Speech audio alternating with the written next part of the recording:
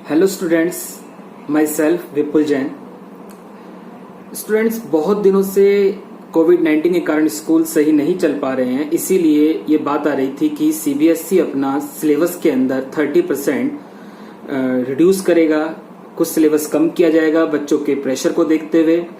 और school regular नहीं चले हैं और कब चलेंगे कुछ नहीं पता, इसीलिए कल शाम सीबीएसई का सर्कुलर आया जिसके अंदर 30% सिलेबस को कम कर दिया गया है, डिलीट कर दिया गया है। तो आज हम इस वीडियो में एसएसटी के अंदर आपको क्या पढ़ना है, कौन से चैप्टर कट गए हैं, कौन से चैप्टर नहीं हैं और किस तरीके से पढ़ना है, इस पे बात करेंगे। तो सबसे पहले तो आप लोग सब जानते ही हैं कि एसएसटी का जो फाइनल एग्जाम है वो 80 मार्क्स का है और उसी का सबसे ज्यादा वेटेज होता है। और उसके अंदर जो हमारे चारों सब्जेक्ट हैं, हिस्ट्री, ज्योग्राफी, इकोनॉमिक्स और सिविक्स, चारों बिल्कुल इक्वल 20-20 मार्क्स के हैं। उसमें कोई चेंज नहीं है, पहले भी वो वही था, 20-20 मार्क्स का था, अब भी वो वही है, उतने ही नंबर का रखा गया है। सबसे पहले बात करते हैं हिस्ट्री की।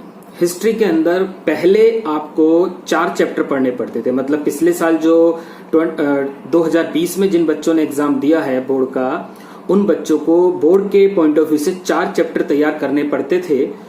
लेकिन आप लोगों के लिए ये अच्छा कर दिया गया है कि बोर्ड पेपर में आपको केवल 2 ही चैप्टर पढ़ने हैं हिस्ट्री के। फर्स्ट, सबसे पहले नेशनलिज्म इन यूरोप, एक चैप्टर है यूरोप में राष्ट्रवाद, फर्स्ट चैप्टर है, वो तैयार आप लोगों को करना है। बोर्ड में वहां से फुल क्वेश्चन आएंगे, वो पूरा ऐसे का ऐसे है as it is. And nationalism in India, Bharat में राष्ट्रवाद, एक चैप्टर है, वो भी एज इट इज है, बहुत अच्छा चैप्टर है, बहुत स्कोरिंग है, वो भी ऐसे कैसे रखा गया है। उसके बाद एक चैप्टर था ग्लोबल वर्ल्ड वाला, और आपका ग्लोबल वर्ल्ड था आपका, और एज ऑफ इंडस्ट्रियलाइजेशन। तो इन दोनों चैप्टरों में चॉइस हुआ करती थी, तो अभी भी वही है, लेकिन इसमें यह किया गया है कि ये पीरियोडिक टेस्ट के लिए हैं केवल।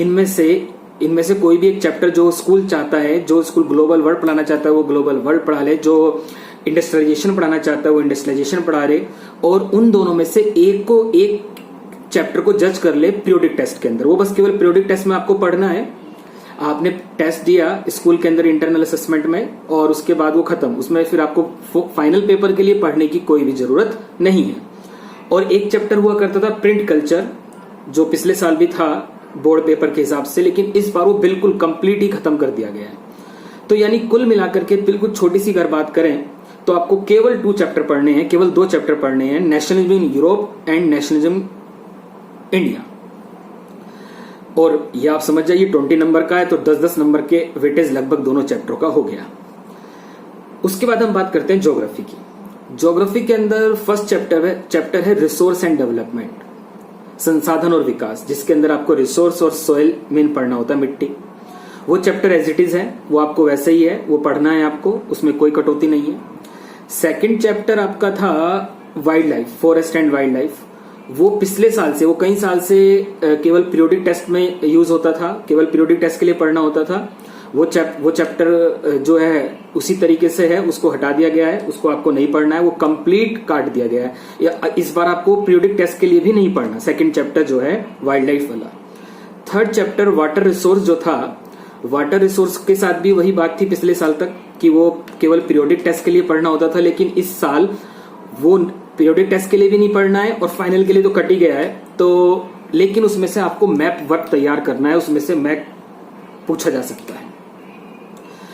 उसके बाद 4th चैप्टर है आपका एग्रीकल्चर, वो एज इट इज है, वो आपको पूरा तैयार करना है, जैसा था वैसे ही है, पढ़ना है। उसमें से मैप भी आएगा, उसमें से फाइनल एग्जाम के अंदर क्वेश्चंस भी आएंगे, बहुत अच्छा चैप्टर है। उसके बाद हम आते हैं मिनरल्स वाले चैप्टर पर, खनिज। जो मिनरल्स वाला चैप्टर है बच्चों, उसको भी आपको केवल अब इस साल केवल मैप के लिए ही तैयार करना है। थ्योरेटिकल क्वेश्चन उस चैप्टर में से भी नहीं आएगा, वो भी आपको नहीं पढ़ना है। जो खनिज वाला चैप्टर है, जो मिनरल्स एंड एनर्जी रिसोर्सेज करके चैप्टर है, पिछले साल तो वो था, लेकिन इस साल वो अभी 20 और 21 के लिए वो डिलीट कर दिया गया है। उसके बाद इंडस्ट्री वाला चैप्टर है, वो एज इट इज है, वो आपको पढ़ना है, उसमें फाइनल ईयर में एग्जाम में क्वेश्चन आएंगे। और उसके बाद लाइफलाइन वाला क्वेश्चन चैप्टर है, वो भी एज इट इज है, वो भी आपको पढ़ना है। तो अगर मैं आपसे कहूं तो आपको केवल ज्योग्राफी के अंदर first chapter resource and development, second agriculture, third आपका हो गया इंडस्ट्री और फोर्थ आपका हो गया लाइफलाइन। तो ज्योग्राफी के अंदर कुल मिलाकर के आपको 4 चैप्टर पढ़ने हैं, ठीक है। और लेकिन ये याद रखना है, ये 4 चैप्टर हैं, ये चारों चैप्टर तो मैप के लिए भी पढ़ने हैं और थियोरेटिकल क्वेश्चन के लिए भी पढ़ने हैं। लेकिन 2 चैप्टर ऐसे हैं जो आप लोगों को केवल मैप के लिए देखने हैं, उसमें केवल आपको मैप के लिए तैयारी करनी है। एक वाटर रिसोर्स वाला हो गया और एक आपका मिनरल्स वाला हो गया। वो 2 चैप्टर ऐसे हैं जिनमें से केवल मैप आएगा, ये 4 चैप्टर है इसमें से मैप भी आएगा और थियोरेटिकल क्वेश्चन भी आएगा। तो 4 चैप्टर हो गए कुल मिलाकर ज्योग्राफी के। उसके बाद बात करते हैं सिविक्स की। सिक्स में first and second chapter power sharing और फेडरलिज्म एज इट इज है, दोनों पढ़ने हैं, पहले भी थे अब भी हैं। थर्ड चैप्टर आपका डेमोक्रेसी ऑफ डाइवर्सिटी कई साल से कटा हुआ है, केवल पीरियोडिक टेस्ट के लिए यूज होता था, लेकिन इस साल बिल्कुल काट दिया गया, बिल्कुल खत्म कर दिया गया है। उसको पीरियोडिक टेस्ट के लिए भी नहीं पढ़ना है आपको। उसके बाद एक चैप्टर था कास्ट रिलीजन वाला, वो चैप्टर पिछले साल तक था लेकिन इस साल वो कंप्लीट काट दिया गया, बिल्कुल नहीं पढ़ना आपको। उसके बाद एक चैप्टर है आपका स्ट्रगल मूवमेंट वाला, वो चैप्टर भी बिल्कुल कट कर दिया गया है, बिल्कुल काट दिया गया है। और चैलेंज टू डेमोक्रेसी वाला चैप्टर कटा है। यानी अगर हम सिविक्स की बात करें तो कोई बहुत ही सिंपल सी चीज है कि 4 चैप्टर पढ़ने हैं। First power sharing, second federalism और उसके बाद आपका थर्ड चैप्टर आपको पढ़ना है पॉलिटिकल पार्टी और थर्ड और फोर्थ पढ़ना है आपको आउटकम ऑफ डेमोक्रेसी। तो आप अगर एनसीईआरटी की बुक देखेंगे तो आपको 8 चैप्टर दिखेंगे, लेकिन उसमें 4 बिल्कुल खत्म हो गए, उनको देखना ही नहीं है इस साल, पढ़ना ही नहीं है, ना पीरियोडिक के लिए ना फाइनल के लिए, केवल आपको 4 चैप्टर ही पढ़ने हैं। संघवाद, हिंदी में अगर बात करें तो सत्ता की साझेदारी हो गया, संघवाद हो गया, राजनीतिक दल हो गया और लोकतंत्र के परिणाम। उसके बाद इकोनॉमिक्स एज इट इज रखी गई है पिछले साल की तरह, उसमें कोई चेंज नहीं है। पहला चैप्टर डेवलपमेंट है, वो एज इट इज है, वो पढ़ना है आपको। सेकंड चैप्टर सेक्टर वाला है, अर्थव्यवस्था के क्षेत्र, वो भी आपको पढ़ना है बिल्कुल, उसमें से फाइनल में पेपर आएगा। मुद्रा एंड साख यानी कि मनी एंड क्रेडिट वाला चैप्टर एज इट इज है और ग्लोबलाइजेशन वाला चैप्टर भी एज इट इज है। आपकी बुक में 5th चैप्टर और एक कंज्यूमर राइट वाला, वो चैप्टर केवल प्रोजेक्ट वर्क के लिए था और वो अभी भी ऐसे ही है, मतलब उसको उसमें से फाइनल में पेपर में क्वेश्चन नहीं आएगा।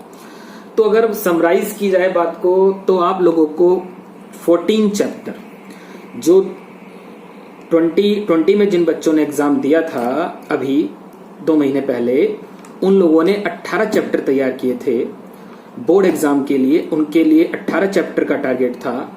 आप लोगों के लिए वो कम करके 14 चैप्टर 14 चैप्टर कर दिए गए हैं। एक बार मैं रिपीट कर दूं अगर आप लोगों को, तो 2 चैप्टर ज्योग्राफी के हैं, nationalism in Europe and nationalism in India. Geography में ज्योग्राफी में जाते हैं तो ज्योग्राफी के अंदर हमारे 4 चैप्टर बैठते हैं। रिसोर्स एंड डेवलपमेंट हुआ, आपका एग्रीकल्चर हुआ, सेकंड थर्ड आपका हुआ इंडस्ट्री और फोर्थ हुआ आपका लाइफलाइन। उसके बाद हम जब सिविक्स में आते हैं तो 4 chapter power sharing, federalism, political party, outcome of democracy. 4 + 4 8 और 2 हो गए आपके 10 और 4 हो गए आपके इकोनॉमिक्स के development, sector, money and credit and आपका ग्लोबलाइजेशन। तो कुल मिलाकर के आपको 14 चैप्टर इस साल 10th के हिसाब से तैयार करने हैं। लेकिन एक बात मैं आपको बताना चाहता हूं, वो बात अच्छे से समझ लीजिए। आप ये मत समझिए कि चैप्टर कम होने से बहुत अच्छा होता है, क्योंकि चैप्टर कम होने से ये बात अपने दिमाग में रखिए कि आपको ज्यादा डीप पढ़ना पड़ेगा। क्योंकि जब टीचर के पास पेपर सेट करने के लिए ज्यादा चैप्टर होते हैं तो वो सब जो चैप्टरों के मेन क्वेश्चंस होते हैं जो बहुत ही इंपॉर्टेंट होते हैं उनको डालता है।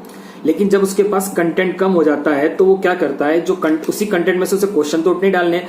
80 नंबर तो कम नहीं किए गवर्नमेंट ने, वो तो 80 मार्क्स ऐसे के ऐसे एज इट इज।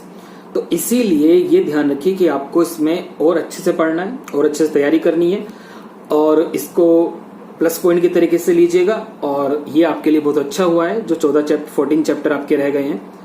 तो नेक्स्ट वीडियो में हम किसी एक टॉपिक को लेकर बात करेंगे और 10th की आगे क्लास को कंटिन्यू करेंगे।